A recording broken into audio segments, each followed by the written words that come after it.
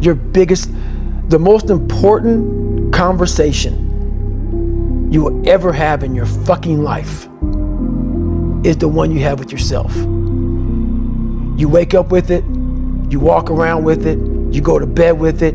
Eventually, you're gonna act on it, whether you're good or bad. You have to.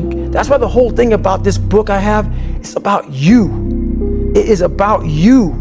It's strictly about you finding who you are. So many people die, live 100 years, never fucking know who they are. Never know who they are. You have to look in that mirror and know there's so much more in here, man. Because I can literally right now be a 300-pound guy spraying for cockroaches still to this day if I did not look in that mirror and say, there has to be more to this. This can't be it. On your head, your linked arms with your brothers beside you. You don't know if they could be there long or not. You don't care. You think about yourself. You lay back and that first wave hits you. Your mind goes straight from hour 2 all the way to hour 130. You can't process 5 days of this shit.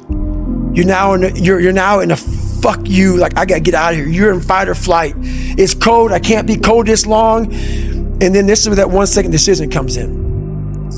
You forgot every reason why you wanted to be there. You don't care about SEALs. You don't care about any of this shit. You don't care about fighting for your country. You don't care about that gaudy gold trident that they put on your chest. You don't care about any of that shit no more. All you want to do is go back home. You want the warmth. You may want something to eat. You want your girl to hold you. All those things of comfort are there in that 1 second. And this is where people lose. Did you just think that it wasn't relevant to the story you were trying to tell? Well, the thing about it is I deployed. I fought in combat, stuff like that. First of all, it's hard to relate to that. Second of all, I had to get all kind of fucking approvals from people to get that in the book and talk about it. And I want to go through that process of, hey, can I put, what I did in Iraq in the book and stuff like that in the book. And I want my book to relate to people. There's enough Navy SEAL books out there talking about, running, gun, and shooting them up, stuff like that. That's never been, I don't want to be known as a Navy SEAL. Even though I talk a lot of, people want to ask me about it, Navy SEAL, that was a snippet of my life. That was a snippet of my life. And I want to be known as somebody much more than that, who did a lot more than that. So my book is about helping people, and I can't help people through what I did in combat. Mm-hmm. I can help people by what I went through in life itself. I'm a big introvert. I get a lot of my strength from being introverted. And going out there and doing what I do is all this is very difficult for me, man. All of it. Yeah, it's funny when you say you're introverted because you're so good, when it comes to sharing your story, and it's so compelling. And, there's a lot of people out there like they're quote unquote like influencers or whatever who would be like, wow, like this guy's got, I don't know, what do you have, like 600,000 plus on Instagram or something like that. Yeah. And for somebody you're averse to it, you don't like it, you hate it, you only post once in a while, you don't really advertise what you're doing at all, but you've grown this huge following of people who are super interested in what you're doing. Well, I think it's important to do things you don't like. And I was very ashamed of my life story for a long time. I didn't want to go out and tell anybody shit about me. So that's why I had two people. I created one David Goggins and one Goggins. Right.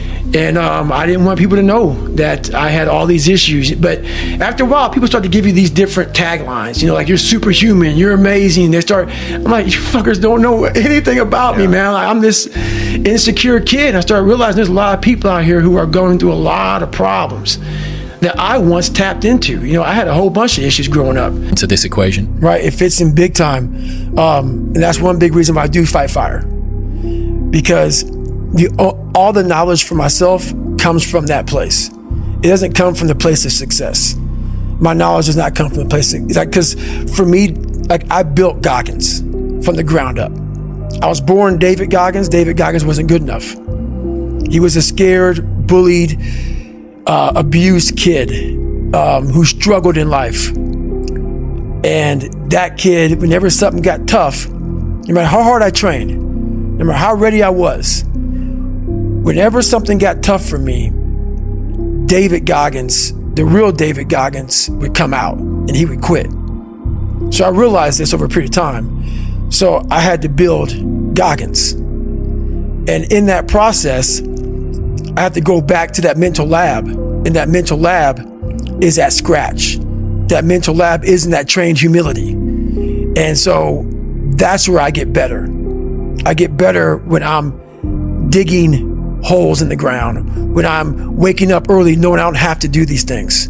That's where I get better. So it's important to stay hungry. It's important to stay hungry, but it's important more to stay humble within that hunger. My words, and they put it in a way to where they want to feel comfortable. This guy, you know, they want to put you in a box. They want to put a title on you. No, you're putting a title on me to make yourself feel better about yourself. If you read this book of mine and you see where I came from, this person was not built. This person was not made by God. This person was built. I made this person. I made this person by diving into the insecurities that life gave me. Because now they're yours. They're yours to own. If you're not smart, call yourself dumb. It's okay, because you are. But take that not as you're putting yourself down. If you're fat, call yourself fat. I used to be 300 pounds. We want to talk so soft to ourselves. We're looking for that recovery day. And that recovery day is everything in your life. Everything in your life is a recovery day.